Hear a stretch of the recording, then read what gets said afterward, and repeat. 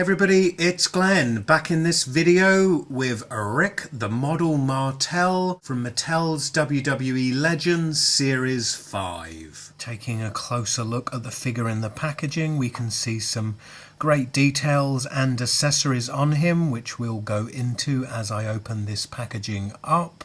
Some great artwork on the card back there behind the figure. And it's just as well I'm not keeping him mint on card, because unfortunately his sunglasses there have been placed on the figure slightly crooked, and if I was keeping this mint in packaging, that would slowly drive me insane. So before I open him up, let's just take a look at the card back. We see the same artwork there that we saw behind the action figure. And before you ask, yes, he is a model. In case you were in doubt, he's got a huge pin which tells you so. So let's just take a look at the bio here. Titles won: AWA Champion, World Tag Team Champion and WCW Television Champion. Memorable moment. Competing in 1990 as the model, Rick Martel was the most arrogant figure in WWE. What, more than Vince McMahon? It doesn't say that, that's just a little aside I added there. To prove it, he would always carry a large mister of cologne that he called Arrogance. During an episode of The Snake Pit with Jake the Snake Roberts in October 1990, Martel began spraying his cologne around Damien, Roberts' python. When Jake objected, Martel sprayed him with the cologne, blinding him in one eye. Martel later claimed it was an accident, while at the same time teasing Roberts about his blindness. This incident instigated a rivalry that culminated in a blindfold match at WrestleMania 7, with both competitors unable to see. The match provided an equal playing field, which led to Roberts exacting a measure of revenge on Martel. Let's just take a look at the other action figures in the line, and we have Macho Man Randy Savage, Bam Bam Bigelow, Akeem the African Dream, and of course Rick the Model Martel. So here is Rick the Model Martel out of packaging, and to appease my obsessive compulsive disorder, I have corrected the sunglasses on Rick Martel's face, so they now sit evenly balanced on his nose. That said, I will quickly remove them to reveal the great job they've done in the likeness of Rick Martel. It's a closer shot there. They really have captured the arrogance in the face. Great expression. So in terms of accessories, we get Rick Martel's signature cologne, Arrogance. And interestingly, the handle on the end of the mister can be extended and retractive, so we can complete a pumping action. Can you smell that? It's the sweet smell of arrogance.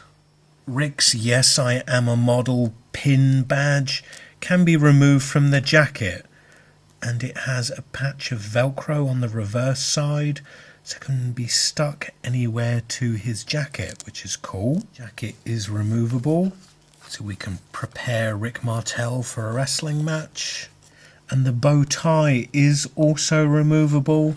It does have a fastener in the back there, but that looks terribly fiddly, so I won't remove that right now, because it looks like it could be quite the headache to get back on. But while we're looking back here, this little interesting detail is Rick Martel's ponytail they've captured nicely. A nice detail they've got on the boots is Rick Martel's long laces, which I always for some reason noticed when Rick was wrestling, and it's nice that they've paid that kind of detail to this figure.